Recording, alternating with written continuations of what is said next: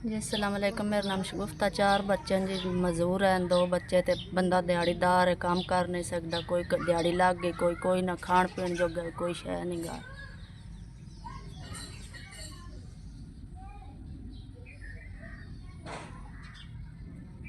जी मेरे बच्चे दे पैर डिंगे न, बच्चे दे भी डिंगे न, टुर नहीं सकते, किसी दे घर काम भी कर ना सकदी।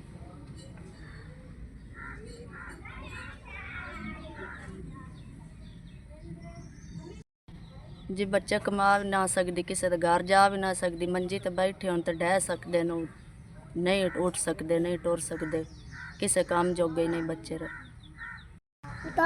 घर न कोई पकाने जोगी भी शै नहीं, ना चीनी ना पत्ती ना घ्यो, कोई चीज़ ही नहीं।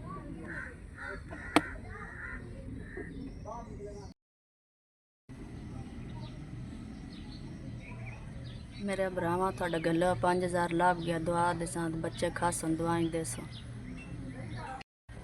मेरे भरावा बंदा मेरा सीरी है, बच्चे मजदूर न, इन्होंने छड़ के मैं कदाई मजदूरी भी ना कर सकती। मेरे भरावा इस 5000 का राशन लिया साई दे, बच्चे खासन दुआई देसा। देऊ दे पैर कोई नहीं, पुत्रे दे भी कोई नहीं।